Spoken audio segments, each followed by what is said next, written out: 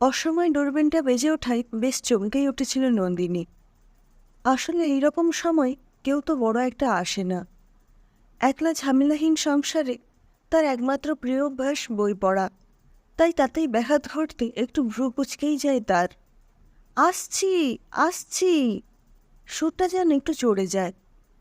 রীতিমতো অভিজাত পাড়ায় একটি নামকরা কমপ্লেক্সে ডবল বেডরুম ফ্ল্যাটের অধিকারিণী মিস নন্দিনী মুখার্জি কিছুদিন আগে অবধিও এই ফ্ল্যাটে একা ছিলেন না, বরং খুব হাসি খুশি এক সুখী দম্পতির মতনই সুখের শান্তিতে ঘর করছিলেন।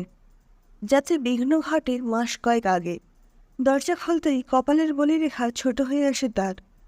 সামনে দাঁড়িয়ে তার কলেজের সহপাঠী অনুপম।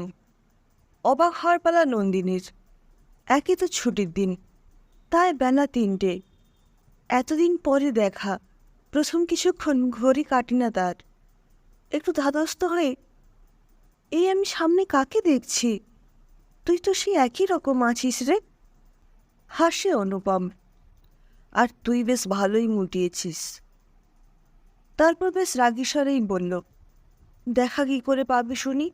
১ বছর হলো আমি দেশে ফিরেছি। এই কয়দিনে যতগুলো জমায়েত হয়েছে তার একটাতেও এসেছিস তুই? অপ্রস্তুত নন্দিনী বন্ধুকে প্রাণপণে বলতে চাইল যে সেই রাগের প্রত্যেকটাতেই গেছে, শুধু এই কয়েকদিন তার কোথাও যেতে ইচ্ছে করে না, কোনো সামাজিক অনুষ্ঠানেই নয়।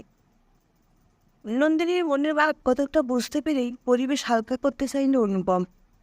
আচ্ছা, তুই কি বলতো, এতদিন পরে এসেছি, একটু চা কফি কিছু খাওয়াবি তো নাকি? মুহূর্তে নন্দিনী প্রাণোচ্ছল। একটু বস, আমি আনছি। পুরনো স্মৃতি ভেসে ওঠে অনুপমের মনে।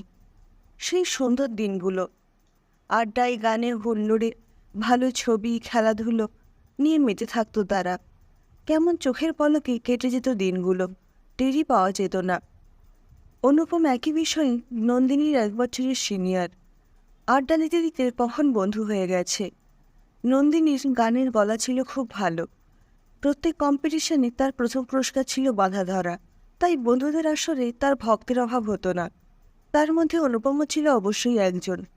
ব্যাপারটা শুধুই ভক্ত বা বন্ধুর থেকে যে বেশি কিছু ছিল, তা বোধহয় অনুপমের বেস্ট ফ্রেন্ড রিক্ত ছাড়া বেশি কেউ জানত না।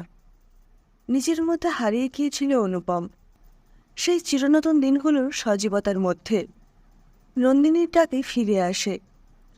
তার ডক্টরদের সময় বোধহয় খুব একটা ভালো যাচ্ছে না, তাই ডক্টর অনুপম ঘোষের এই অবেলায় সামান্য ঘরণীকে মনে পড়েছে। হালকা হাসে অনুপম। আসলে এই ডক্টরের তার পুরনো অনেক পেশেন্টের খবর নিতে খুব ইচ্ছে করছিল, তাই।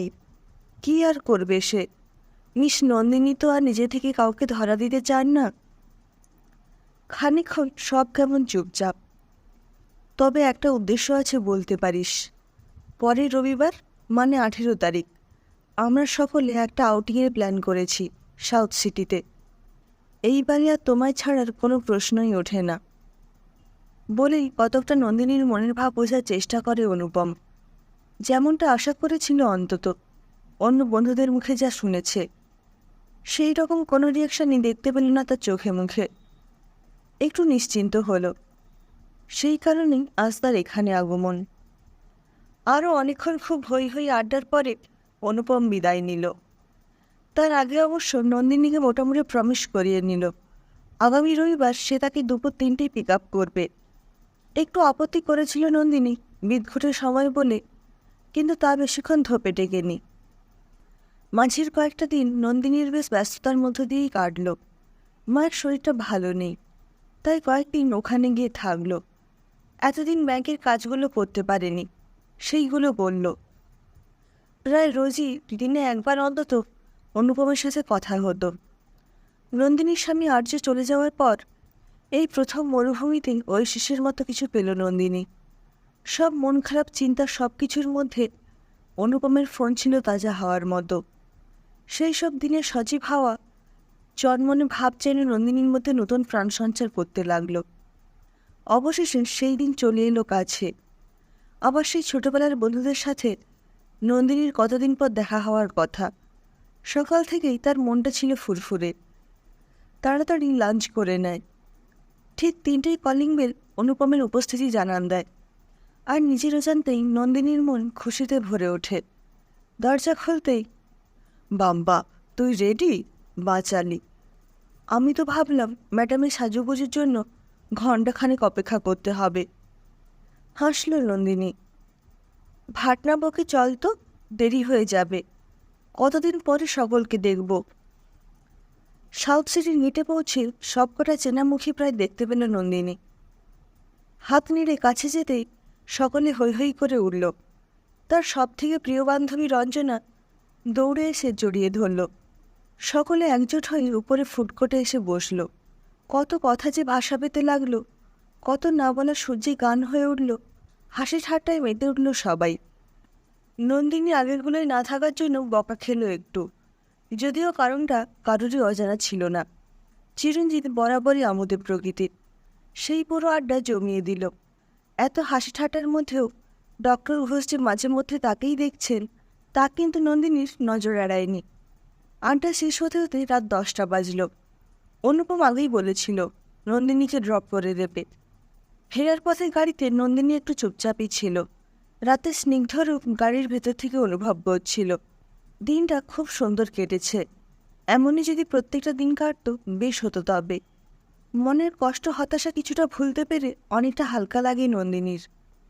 হালকা করে গান চলছে।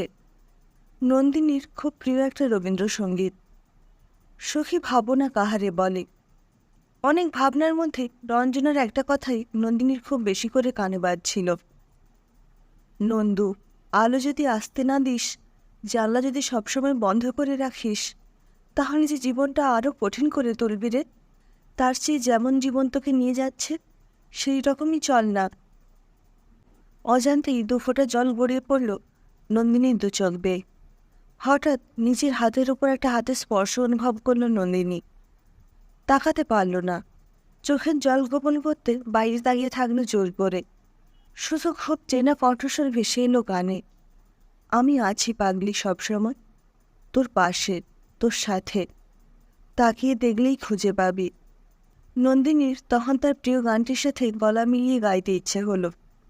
প্রতিদিন যদি কাঁদেবি কেবল, একদিন নয় হাসিবি তোরা, একদিন নয় বিষাদ ভুলিয়া, সকলে মিলিয়া গাহিব